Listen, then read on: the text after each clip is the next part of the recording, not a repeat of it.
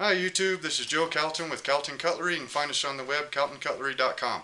Today I got my cameraman. He is home from school for the summer, and so I pulled him off of his video games to come help me run the camera.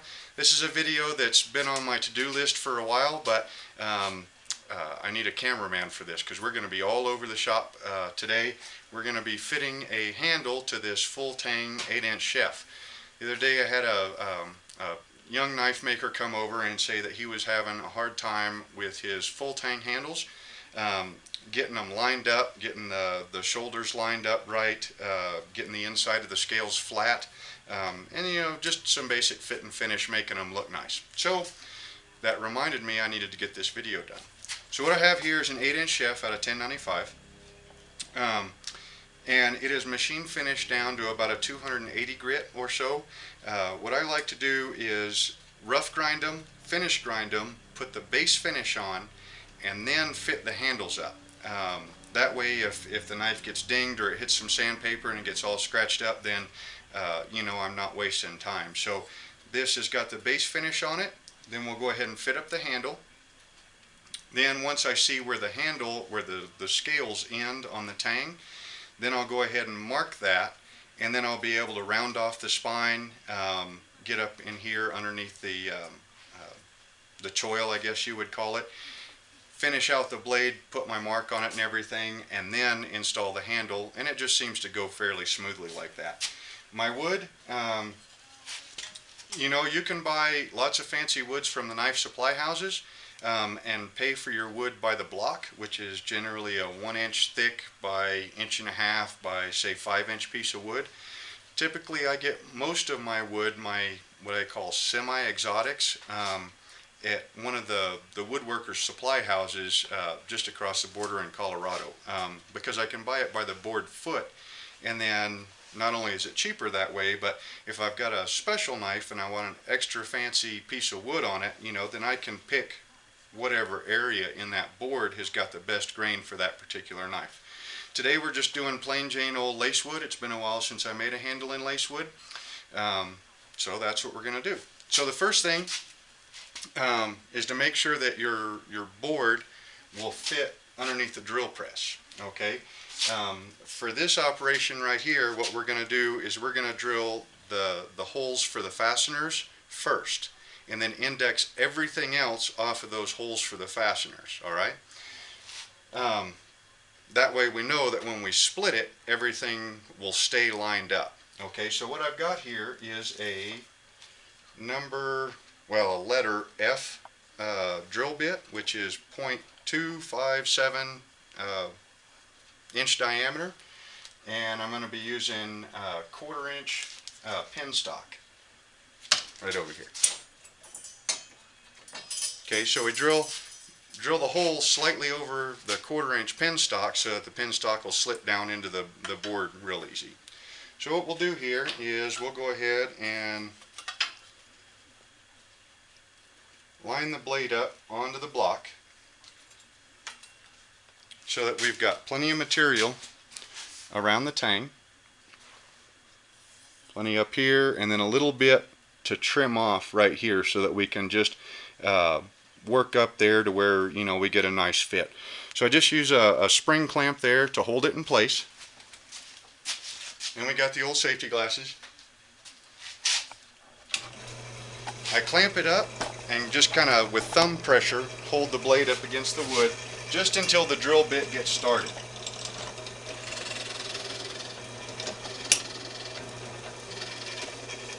A lot of these semi-exotics have got a lot of oil in them.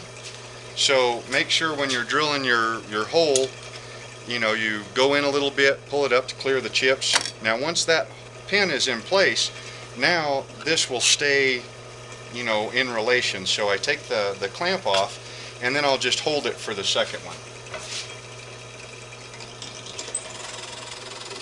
And it's just until the drill bit gets started. Once it gets started, it's already got a hole, it'll stay in line. So we take that other 1/4 inch pin and we pin it in place. Now it's got a little bit of wiggle, a couple of thousandths, but nothing really to worry about. Once we get that done, go ahead and take a pencil and we'll draw the outline of the knife, or the tang, and then draw up in here, and then come up here and make a mark where your grind lines end. Okay? Now we can take the pins out. We've got the drawing of our tang on there. I hope you can see that. Now it's off to the bandsaw.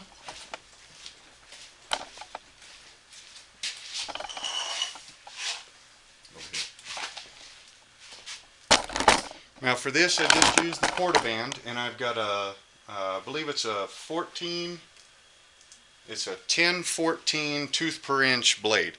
And it works really good on wood as well as metal. So we'll just go ahead and kind of rough cut it out.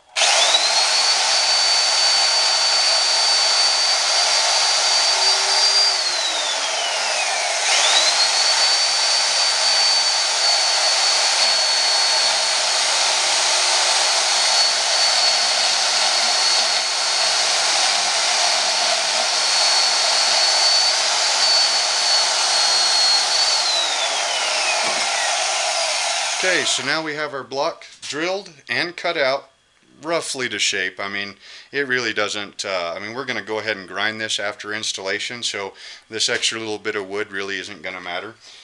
If you'll notice, in one of my other videos, I have the video on the portaband, the setup with the table and the stand and everything. It's got a trigger lock, and I am working it with this foot pedal. That foot pedal switch makes things really handy. And then if you get into a bind and you feel that the blade's not cutting where it should be, like maybe it's cutting into your thumb or something, you just let off on the foot switch and everything, you know, slows down to a stop. So anyway, so now we have this. Now we need the blade. So I will have my cameraman go over to the next grinder and I'll meet him there. So head on over there. Oh, wait a minute. Oh, I'm sorry. I need to come back over there. Sorry, I got ahead of myself. So now what we need to do is, you can tell we've got, there's our mark for the underside of the blade right up in here. And there's our mark for where our plunge line ends. So we'll go ahead and trim pretty much a straight line in between those 2 points.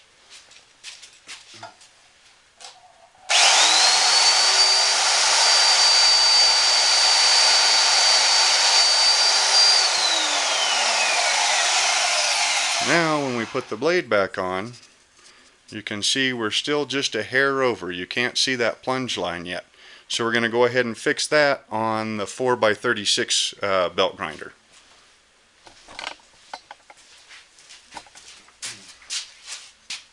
Now here is the biggest secret to doing full tang knives, is this 4x36 belt grinder. It's also got a 6-inch disc sander built into the side.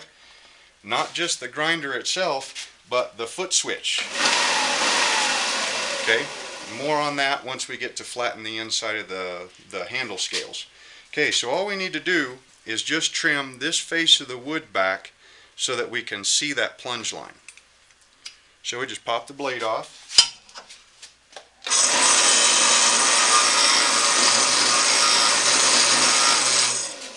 And this is just an 80 grit disc. We're almost there. We need just a little bit more.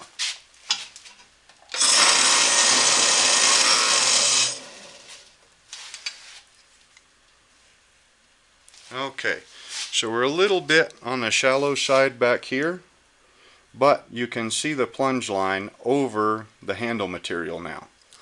Now remember, these pins are already drilled, so they'll keep everything in alignment from now on.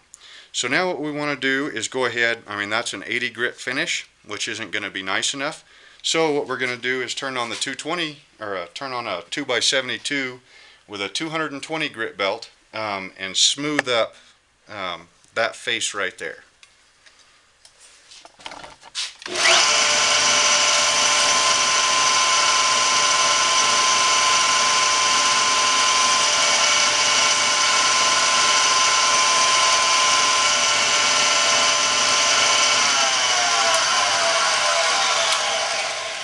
Okay, so now we are nice and smooth on the inside face there. Everything lines up. See how that kind of dropped that a little bit from the plunge line? Okay, so now we're done with the blade and the pins. So let me go put those back to the bench, and then I'll meet you back over at the bandsaw. Right back there. How much?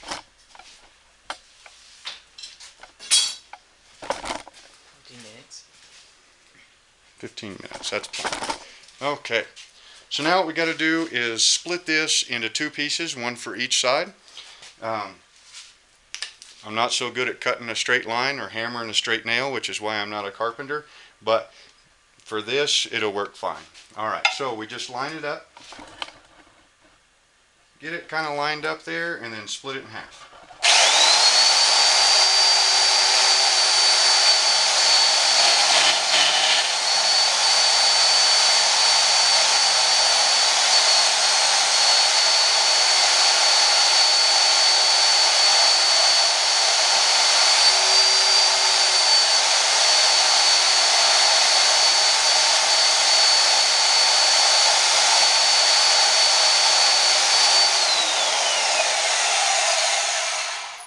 Okay, as I come to the end of the cut, you'll probably start screaming, at least the safety guys will, hey, I'm not using a push stick. No, I'm not using a push stick.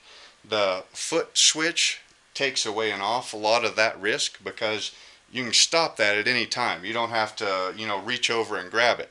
You keep most of your weight, like the way I'm standing, I keep most of my body weight on my left foot, and then I'm using just a little bit of pressure from my right foot to start the saw up. Okay, that way if there's ever any problem, all my body weight's on my left foot. All I got to do is let go with my right foot and the saw stops. Okay. Also, when I'm grabbing this, I'm grabbing the sides of this table with my hands and pretty much anchoring them into place. So the only thing that's moving is going to be my thumbs, especially towards the end of the cut. Now, this is an inch wide piece of wood. So my thumbs are only going to be contacting 1/8 of an inch or so on either side. And then, of course, I really let up on the pressure as I near the end of the cut, and it's the way I do it.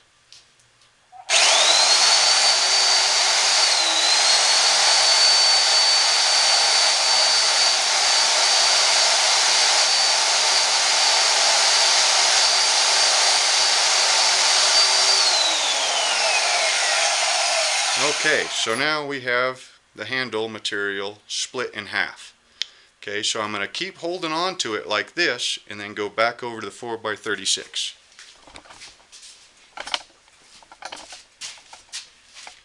Okay, while you're still holding the pieces together with the cut side facing each other, go ahead and trim off a little bit on the shoulders here. That way you know at a glance which sides are the outsides. And it doesn't take much, but now I'll never mistake which side is which, even if I get them mixed up. Now what I like to do is turn them upside to where that rounded off corner is up into the palm of my hand. This is where the foot switch comes in.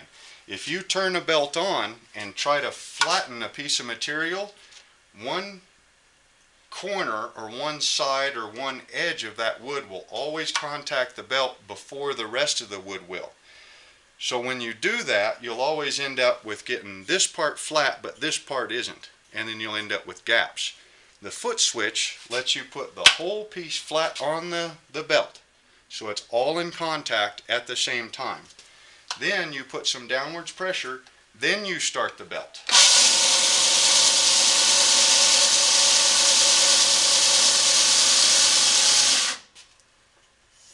And what I'm looking for is the saw marks. I want them all gone.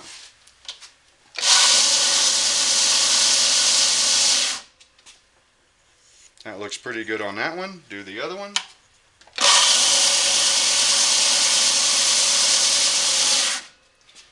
Not only are you putting the belt or the handle scale on the belt, then turning the grinder on, but you're also, if you notice, I don't remove the scale until after the belt is stopped completely. And that way you get that's the way you flatten them. I like to stand with the grinder this way, arm pretty much in line with the direction of the belt. That seems to help me get a little bit flatter surface.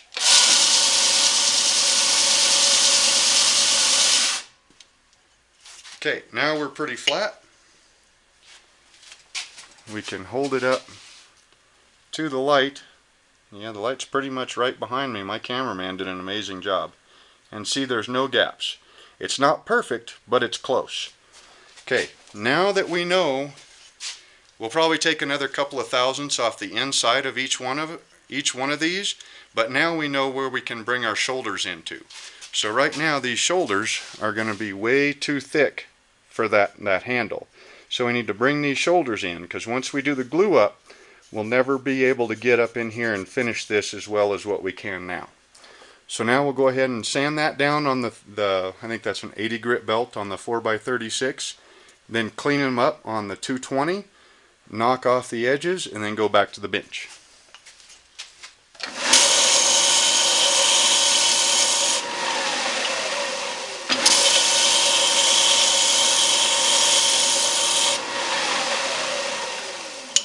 Okay, so those look fairly even.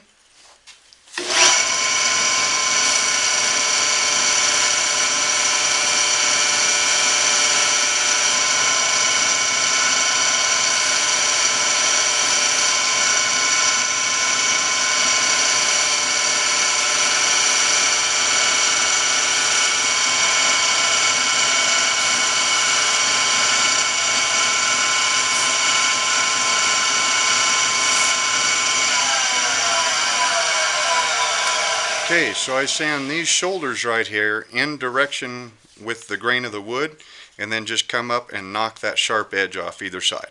Now it's back to the bench. We're almost done.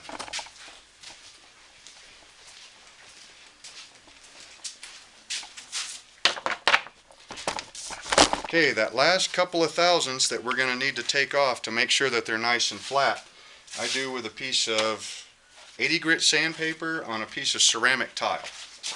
Just place that down there. The ceramic tile is more than likely nice and flat.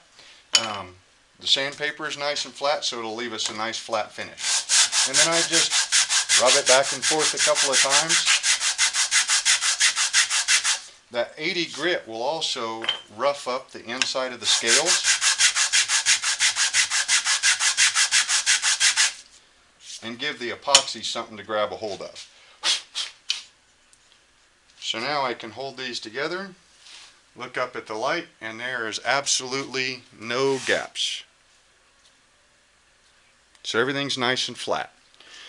So now, if you're just using pins, you'd be pretty much done. In this case, I'm going to use Corby bolts, and they are a stepped job. So we need to cut these shoulders into the handle material. Here is a big tip with Corby bolts. So you'll need a step drill to be able to make that shoulder. Step drills, generally speaking, I get these from Jantz. For this size, it is an RD3. Rivet drill shank, head 5/16, shanks 220. There we go. And they start looking like this. Well, if you keep it like that, then you're constantly going to be drilling, checking to see if it's deep enough. Drilling, checking to see if it's deep enough. So what you do is you just go ahead and grind that part off. Now we can set this up to where the table is underneath our handle scale, run it down until this portion right here, which is rounded off, contacts the table, and will be at the correct depth every single time. So we'll go ahead and set that up.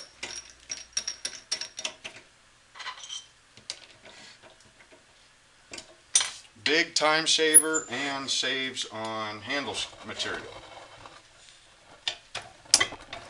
Okay, now this one is a little bit oversized because the shank of the Corby bolt is not 1/4 of an inch. So on this setup, you just kind of have to eyeball it to make sure that the center portion is pretty much centered up inside the hole. We're going to want a little bit more speed than that.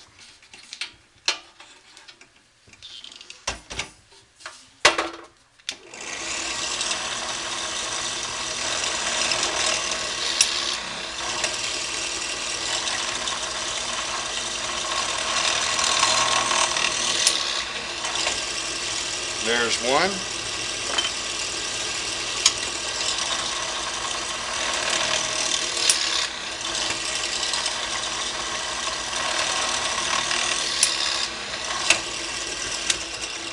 There's the second one. Now you can see, see the step inside of there?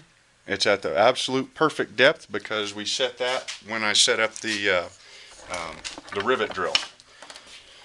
So now what we'll do is we'll take and assemble the knife just to test fit everything. Put our female side of the Corby bolts in first. Grab our knife.